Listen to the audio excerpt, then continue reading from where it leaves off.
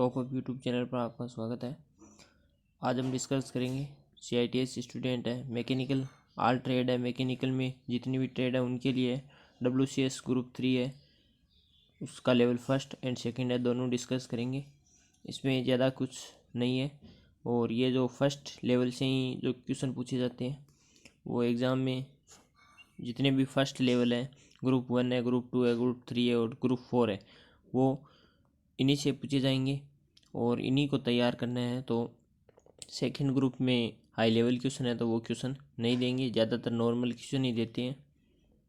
और फिर भी अगर आपको करना हो तो उसके बाद फर्स्ट पहले तैयार करके उसके बाद हाई लेवल के क्वेश्चन है वो तैयार करने हैं। तो आज का फर्स्ट क्वेश्चन है, इसमें दिया हुआ है सुरक्षा का कारक फैक्टर के रूप में दिया गया है। तो फैक्टर ऑफ सेफ्टी होती है, वो होता है अधिकतम स्ट्रेस अपॉन वर्किंग स्ट्रेस होता है।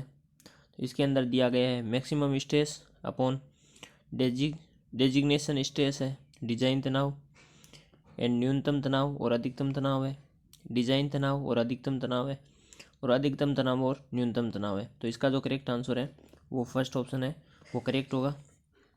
नेक्स्ट क्वेश्चन है, इसमें दिया हुआ है SFD और BMD।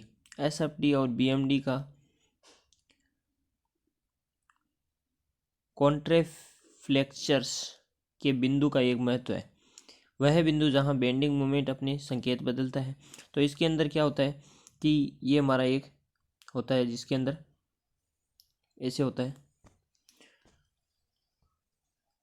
ये इधर इलेक्ट्रिक एक प्लस होता है एक माइनस होता है। इसके अंदर जो एक बिंदु होता है उसको उसके अंदर मोमेंट है हमारा, यहाँ से अगर इधर जाएंगे तो ये प्लस में आएगा और इधर जाएंगे तो ये माइनस में आएगा।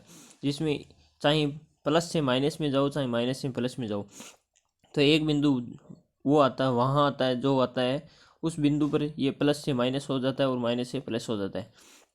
तो इसका जो फर्स्ट ऑप्शन है वो फर्स्ट ऑप्शन करेक्ट होगा, वह बिंदु जहाँ बेंडिंग मोमेंट अपने संकेत बदलता है। तो ये बिंदु वह होता है बेंडिंग मोमेंट है, तो इसका जो फर्स्ट ऑप्शन है वो करेक्ट होगा। नेक्स्ट क्वेश्चन है 3 नंबर, इसमें दिया हुआ है समांतर अंतर डिफरेंशियल लोड के साथ सरलता से समर्थित बीम का SFD और BMD है। तो इसका फॉर्मूला होता है, वो फॉर्मूला बहुत लंबा होता है। इसके अंदर जो सीधा दिया होता है कि जो सरलता जो बीम होता है, ये बीम होता है, ये सरलतम बीम होता है, इसके ऊपर दो ये लगाए होते हैं लोड, इस लोड के ऊपर होता है। तो इसका जो करेक्ट आंसर है वो फर्स्ट ऑप्शन करेक्ट होगा, इसको ऐसे ही याद रखना है। नेक्स्ट क्वेश्चन है 4 नंबर, इसमें दिया हुआ है क्वेश्चन में जब 160 RPM पर जब शाफ्ट 100 किलोवाट प्रसारित कर रहा है तो तब औसत टॉर्क की गणना करें। तो जो टॉर्क का जो सूत्र होता है वो होता है P बराबर होता है पावर बराबर होता है 2πN/T/60 होता है। RPM ये 60 है, तो उसके बाद इसके अंदर पावर हमारे को दिया हुआ है वो 100 किलोवाट दिया हुआ है। तो ये 100 किलोवाट है ये, इस किलोवाट को हम बदलेंगे 100 इंटू 10⁻³ किलोवाट को हम वाट में बदलेंगे 10⁻³ बराबर, ये इधर आ जाएगा 2, मैं नीचे लिख देता हूँ इसमें 2 इंटू पाई का मान 3.14। उसके बाद यहाँ N RPM है, RPM 160 दिए हुए हैं, 160 RPM दिए हुए हैं, तो 160 RPM दोबारा कर देता हूँ यहाँ दोस्तों, इधर कर देता हूँ। तो ये है P के बाद में यहाँ पर जो है 100 वाट इंटू 10⁻³ ये 10⁻³ हमने इसलिए लिए कि इसको 1000 वाट है, किलोवाट है, किलोवाट को हम वाट में बदलेंगे तो ये 10⁻³ आएगी। उसके बाद 2 है, 2 इंटू 3.14 इंटू 2πN RPM है 160 इंटू T हमारे को ज्ञात करना है अपॉन 60। इसको जब सोल्व करेंगे तो ये आएगा 5.5966, ये आएगा न्यूटन मीटर आएगा। तो इस न्यूटन मीटर को जब किलो न्यूटन मीटर बदलेंगे तो इसके अंदर 1000 का भाग देंगे तो ये आएगा 5.966। तो इसका जो करेक्ट आंसर है वो फर्स्ट ऑप्शन करेक्ट होगा। नेक्स्ट 5 नंबर क्वेश्चन है। इसमें दिया हुआ है यदि एक 60 वाट का लैंप 1800 घंटे जल के लिए जलाकर रख दिया जाता है तो कुल किलोवाट में खपत। तो हमारे को इसमें 60 वाट है, पावर दी हुई है और ये टाइम इतना लेता है। तो हमारे को कुल खपत है, तो कुल खपत होती है वो होता है पावर इंटू टाइम होता है। तो हमारे को इसके अंदर 60 किलोवाट है तो 60 वाट इंटू ये घंटे दिए हुए हैं तो 1800। तो हमारे को इधर बदलना है ये किलोवाट में, तो किलोवाट में बदलेंगे, इसको करेंगे गुणा तो ये आएगा 108 और ये 3 शून्य आ जाएंगे। उसके बाद इसको किलोवाट में बदलने के लिए ये वाट में आई है, वाट घंटे में, तो इसको किलोवाट में बदलेंगे तो 1000 से डिवाइड कर देंगे तो ये 3 जो आ जाएगा, कट जाएगा इससे 1000 से, और उसके बाद ये 108 किलोवाट घंटा आ जाएगा। तो फर्स्ट ऑप्शन हमारा करेक्ट हो जाएगा। नेक्स्ट इसमें दिया हुआ है एक वेक्टर मात्रक है यानी सदिश राशि है। तो सदिश होता है उसमें परिणाम व दिशा दोनों होती है, एंड अदिश के अंदर होते हैं उसके अंदर केवल परिणाम होता है, दिशा नहीं होती है। तो इसका फर्स्ट ऑप्शन है वो करेक्ट हो जाता, परिणाम व दिशा दोनों होती है। नेक्स्ट क्वेश्चन है 7 नंबर का। इसमें दिया है दिए गए नेटवर्क में विद्युत प्रवाह करंट का मूल्य याद कीजिए। तो इसके अंदर ये निशान दिया हुआ है कि ये करंट फ्लो है वो बाहर जा रही है, ये भी बाहर जा रही है और ये भी बाहर जा रही है।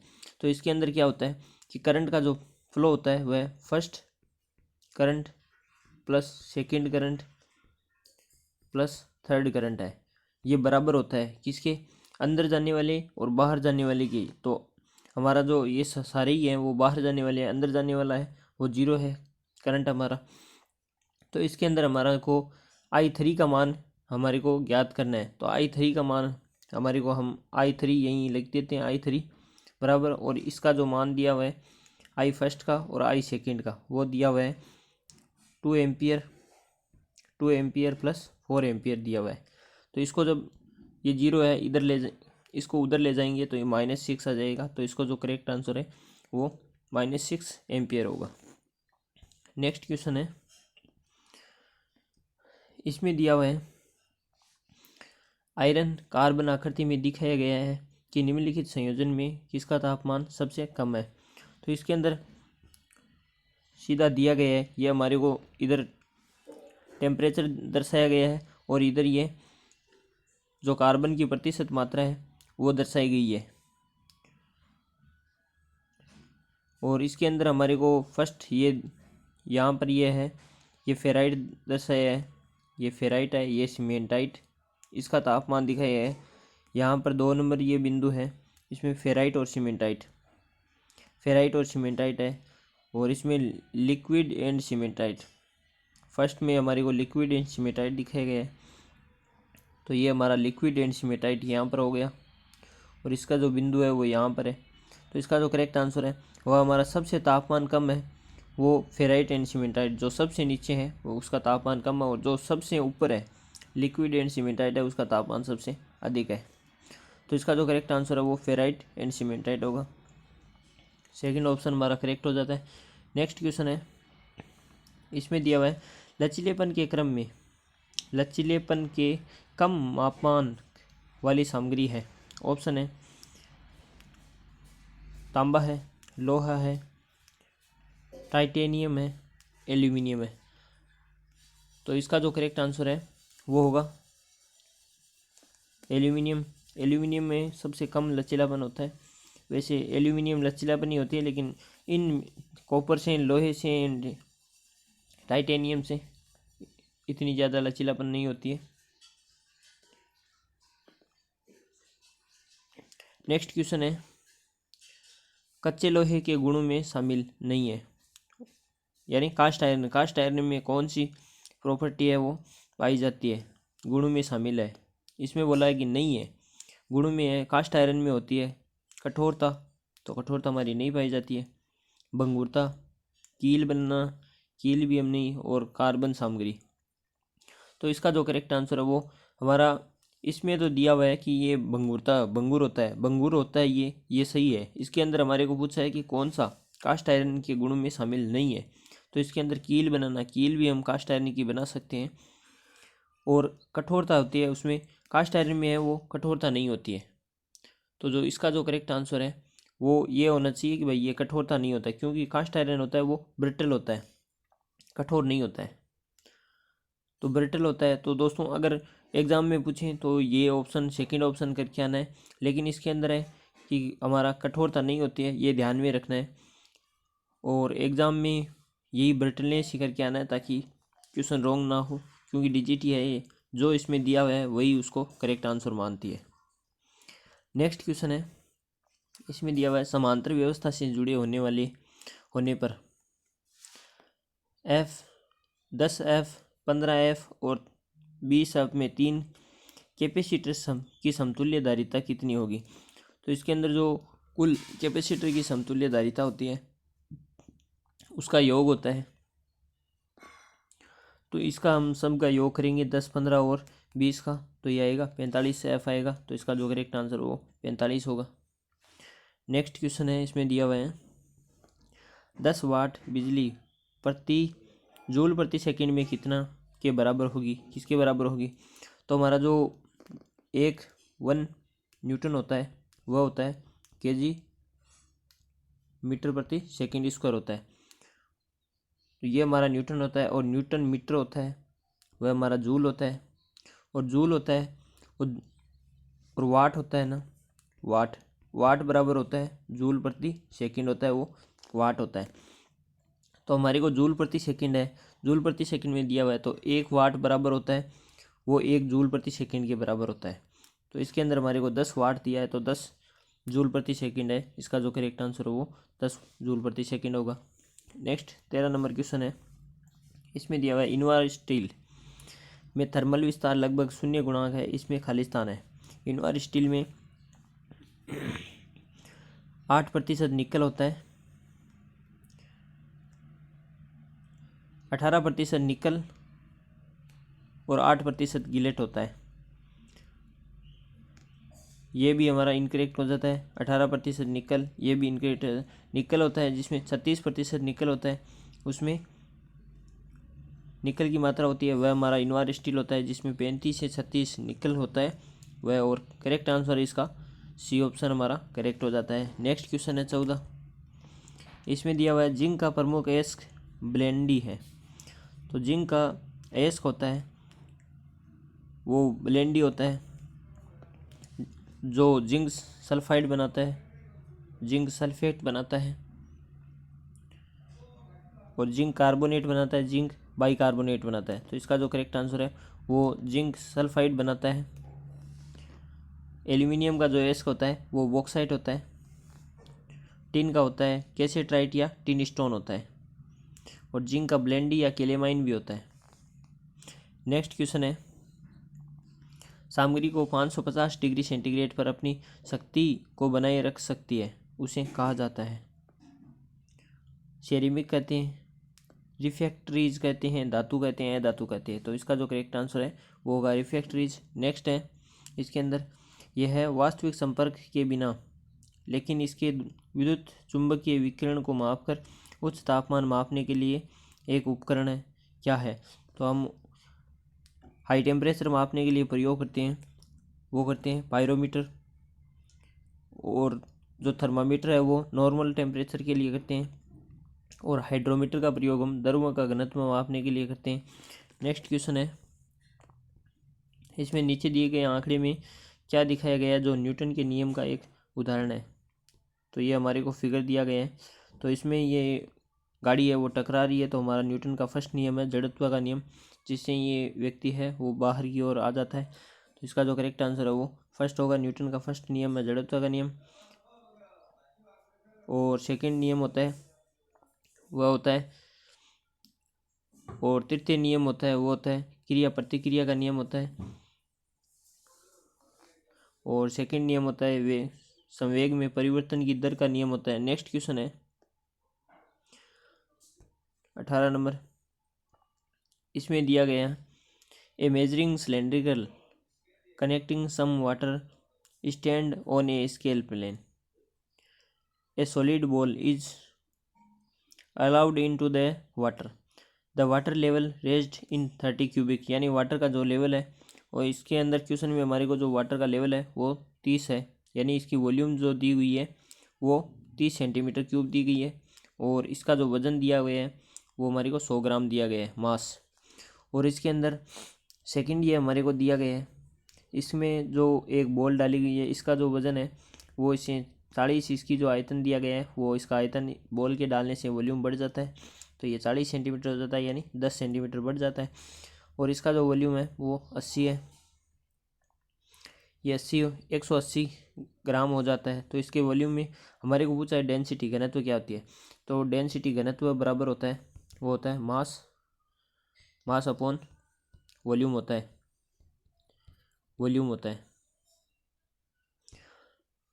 तो हमारे को मास दिया हुआ है वो 100 ग्राम है, तो इसमें अंतर कितने का, 80 का, मास अपॉन और आयतन है वॉल्यूम, तो वॉल्यूम का है जो 10 सेंटीमीटर क्यूब है, तो डेंसिटी आ जाएगी हमारी वो 8 ग्राम प्रति घन सेंटीमीटर क्यूब आ जाएगी, घन सेंटीमीटर आ जाएगी। तो इसका जो करेक्ट आंसर हो 3 नंबर हो जाएगा। नेक्स्ट 19 नंबर, यदि एक सहायता किसी वस्तु को दूरी पर घूमने में निषिद्ध करती है तब सहायता वस्तु की दूरी पर खाली स्थान खींचती है। कपल मूवमेंट, बल, युगल दबाव या बल दोनों, तो इसका जो करेक्ट आंसर है वो फर्स्ट ऑप्शन करेक्ट होगा। नेक्स्ट क्वेश्चन है 20 नंबर, इसमें दिया हुआ निम्नलिखित ग्राफ में से कौन सी में से सी क्या दर्शाती है। इसमें ये सी दिया गया है, ये क्या डिनोट कर रहा है। ऑप्शन है वस्तु स्थिर है, वस्तु गति तेज कर रही है, वस्तु गति कम कर रही है, या वस्तु सतत में। तो ये हमारा सी है, सी ऊपर जा रहा है तो ये वस्तु है, और डिस्टेंस है चाल और टाइम है, तो ये हमारी गति को इंक्रीज कर रहा है, तो इसका जो करेक्ट आंसर है वह हमारा गति इंक्रीज हो जाएगा, वस्तु गति तेज कर रही है। नेक्स्ट क्वेश्चन है, इसमें दिया गया है निश्चित दर्शाए गए ग्राफ में वस्तु में कितनी बार चलना बंद किया है। तो हमारे को ग्राफ दिया गया है, ये एक बार फर्स्ट यहाँ पर चलना बंद किया है क्योंकि ये एक सीधी लाइन में जा रही है, इसकी गति बढ़ नहीं रही है, और एक ये यहाँ पर, तो इसके जो 2 पॉइंट है, 2 पॉइंट पर है, ऑप्शन है 2 बार है, तो इसका जो करेक्ट आंसर हो वो थर्ड ऑप्शन करेक्ट हो जाएगा। नेक्स्ट क्वेश्चन है 22 नंबर, इसमें दिया हुआ है किस प्रकार की ऊर्जा गतिशील ऊर्जा और संभावित ऊर्जा के योग का प्रतिनिधित्व करती है जो एक चलती हुई वस्तु में है। विद्युत ऊर्जा करती है, यांत्रिक ऊर्जा करती है, रासायनिक ऊर्जा करती है, एंड विद्युत चुंबकीय ऊर्जा करती है। तो इसका जो करेक्ट आंसर है वो होगा मैकेनिकल एनर्जी है, वो चलती हुई वस्तु में प्रतिनिधित्व करती है गतिशील ऊर्जा और संभावित ऊर्जा दोनों के योग के बराबर। नेक्स्ट क्वेश्चन है 23 नंबर, घर्षण किसी वस्तु की ऊर्जा को गतिशील ऊर्जा में खाली स्थान परिवर्तित करता है। विद्युत ऊर्जा में, ताप ऊर्जा में, भंडारित ऊर्जा में, या ये सभी में। तो इसका जो करेक्ट आंसर है वो होगा ताप एनर्जी में। नेक्स्ट क्वेश्चन है 24 नंबर, इसमें कौन सा कथन सत्य नहीं है। लुब्रिकेंट धूल को बाहर रखता है, सत्य नहीं है वो, ये हमारे को ध्यान में रखना है, तो केयरली तरीके से पढ़ना क्वेश्चन को। लुब्रिकेंट धूल को बाहर रखता है, लुब्रिकेंट सील के रूप में कार्य करता है, यह भी हमारा करेक्ट है। लुब्रिकेंट दर व शक्ति पारित करता है, स्नेहक जंग को बढ़ाता है, तो लुब्रिकेंट है, तो इसका जो करेक्ट आंसर है वो फोर्थ ऑप्शन करेक्ट होगा। स्नेहक जंग लुब्रिकेंट दर व शक्ति पारित करता है, लुब्रिकेंट है वो दर व शक्ति भी पारित करता है, जंग को बढ़ावा देता है। लुब्रिकेंट वो जंग को बढ़ाता नहीं है, तो इसका करेक्ट आंसर 4 हो जाएगा। स्मूथ सतह प्रदान करता है, घर्षण, चिकनाई तथा टूट फूट के विज्ञान को खालिस्तान कहते हैं, एंडियोलॉजी कहते हैं, जियोलॉजी कहते हैं, ट्राइबोलॉजी कहते हैं, मॉर्फोलॉजी कहते हैं। तो टूट फूट होती है उसको हम ट्राइबोलॉजी कहते हैं, थर्ड ऑप्शन हमारा करेक्ट होगा। नेक्स्ट क्वेश्चन है 26 नंबर, इसमें दिया हुआ 2 तारें ए और बी समान सामग्री में बनी है और समान भार के लिए सक्षम है। ए के लिए तनाव अधिक होगा यदि ए बी से दुगुना लंबा है, ए बी के व्यास से दुगुना है, ए बी से लंबाई में दुगुना तथा व्यास में आधा है, ए बी के व्यास में दुगुना तथा लंबाई में आधा है। तो इसका जो करेक्ट आंसर है वह हमारा थर्ड ऑप्शन करेक्ट होगा। ए बी की लंबाई में दुगुना तथा व्यास में आधा है, तो करेक्ट आंसर हमारा ये हो जाएगा। नेक्स्ट क्वेश्चन है 27 नंबर। इसमें दिया गया है समांतर श्रेणी में विद्युत सर्किट के संबंध में कौन सा कथन सत्य है। तो इसके अंदर हमारा जो करंट होता है वो परिवर्तित होता है, करंट होता है वो चेंज होता है, और वोल्टेज है वो समान रहते हैं, वोल्टेज सेम रहते हैं। तो इसके क्वेश्चन के अंदर हमारे को दिया है, ऑप्शन है वो दिया है प्रवाह करंट कम हो जाता है जैसे ही वह सर्किट में जाता है। उसके बाद है प्रवाह समान रहता है, यानी करंट समान रहता है। प्रत्येक घटक पर वोल्टेज बैटरी वोल्टेज में जमा हो जाती है। प्रत्येक घटक पर प्रवाह है कुल प्रवाह से जुड़ जाता है तथा वोल्टेज समान रहती है। प्रवाह बढ़ जाता है जैसे ही वह सर्किट में जाता है, परंतु वोल्टेज घटकर शून्य हो जाता है। तो इसका जो करेक्ट आंसर है वह हमारा होगा प्रत्येक घटक पर प्रवाह है कुल प्रवाह में जुड़ जाता है तथा वोल्टेज समान रहती है। तो इसका जो फर्स्ट ऑप्शन थर्ड ऑप्शन है हमारा वो करेक्ट होगा। नेक्स्ट क्वेश्चन है, इसमें दिया हुआ है चुंबकीय क्षेत्र में क्या होता है जब लोहे की छड़ पर परिणालयिका में रखी जाती है। तो चुंबकीय क्षेत्र में अगर हम चुंबकीय क्षेत्र ही बढ़ेगा उसका तो क्षेत्र बढ़ जाता है। तो इसका जो करेक्ट आंसर है वो फर्स्ट ऑप्शन करेक्ट है, चुंबकीय क्षेत्र बढ़ जाता है। नेक्स्ट क्वेश्चन है, इसमें दिया गया है इसमें जब स्विच को बंद हो तब क्या होना चाहिए। ये हमारी रोड दी है और इसके अंदर कॉइल लपेटी हुई है, और इसके ऑप्शन है एक चुंबकीय क्षेत्र तैयार होना, कील में जंग लग जाएगा, बैटरी विस्फोट होगा, या तार में आग लग जाएगी। तो चुंबकीय क्षेत्र इसमें अगर विद्युत का प्रवाह होगा तो चुंबकीय क्षेत्र बढ़ जाएगा। नेक्स्ट क्वेश्चन है, इसमें दिया हुआ है कि ताप उपचार में प्रयोग किए जाने वाले एक आरेख में टी यानी ट्रिपल टी आरेख कहा जाता है। तो जो 3T है उसका पूरा नाम है, ऑप्शन है समय, तापमान और उपचार है, समय, तापमान और परिवर्तन है, तापमान उपचारित और परिवर्तन है, समय उपचारित और परिवर्तन है। तो इसका जो करेक्ट आंसर है वह होगा समय, तापमान और परिवर्तन। सेकंड ऑप्शन हमारा करेक्ट होगा। नेक्स्ट क्वेश्चन है, इसमें दिया हुआ है इनमें से क्या स्टील का सबसे कठोर घटक है। ऑप्शन है लेडबुराइट है, आस्टेनाइट है, बेनाइट है, मार्टेनसाइट है। तो इसका जो करेक्ट आंसर है आस्टेनाइट स्ट्रक्चर को जब हम तुरंत ठंडा करते हैं तो वह हमारे मार्टेनसाइट स्ट्रक्चर प्राप्त होता है, और मार्टेनसाइट स्ट्रक्चर है वह हमारी सबसे कठोर होती है। इसमें कठोरता और ब्रिटलनेस का गुण बढ़ता है। यह कठोरता की रेंज पर निर्भर करता है, जिस पर हम अधिक कठोरता है तो उसमें जो नमक का पानी है उसके अंदर हम डालते हैं तो ये अधिक कठोर और भंगुर हो जाता है, और कठोरता व भंगुरता को नियंत्रित करने के लिए हम टेम्परिंग प्रोसेस करते हैं। नेक्स्ट इसमें सेकंड लेवल के है वो ऑप्शन है, इसमें देख सकते हो ये भी दिए हुए हैं। उसके बाद है ये लेवल सेकंड की 4 ही क्वेश्चन है, ज़्यादा नहीं है। इसमें दिया हुआ है थर्मामीटर में पारे के स्थान पर मदिरा का उपयोग करने के बारे में क्या सच नहीं है। यह रंगीन है जो दृश्यता में सुधारता है, यह पारे से सस्ता है, यह 110 डिग्री सेंटीग्रेड पर जमता है इसलिए कम तापमान का प्रयोग किया जा सकता है, यह पारे से कम संवेदनशील है, या एक छेद। तो इसका जो करेक्ट आंसर है वह हमारा यह पारे से कम संवेदनशील है। नेक्स्ट इसमें दिया हुआ है एक छेद करने वाली कील किस प्रकार की साधारण मशीन का उदाहरण है। तो ये हमारे को ड्रिल दिया गया है, तो ये है झुकी हुई तल है, लीवर है, खूंटा है, पेच है। तो इसका जो करेक्ट आंसर है ये स्क्रू, इसका जो करेक्ट आंसर वो स्क्रू होगा।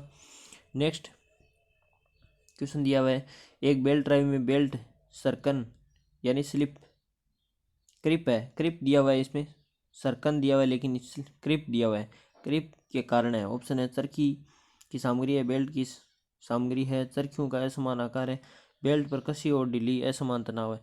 तो बेल्ट में जो स्लिप होती है वो फर्स्ट ऑप्शन हमारा फोर्थ ऑप्शन है वो करेक्ट होगा। बेल्ट में कसी और ढीली अवस्था में तनाव होगा क्योंकि ये थोड़ा सरकने और खींचने का प्रयास करती है। नेक्स्ट इस और लास्ट क्वेश्चन दिया हुआ है मिनिएचर सर्किट ब्रेकर एक छोटा है। ऑप्शन है फ्यूज है, चुंबकीय स्विच है, विद्युत चुंबकीय स्विच है, एंड दो मार्गीय स्विच है। तो इसका जो करेक्ट आंसर है वो होगा विद्युत चुंबकीय स्विच। तो दोस्तों thanks for watching and bye bye.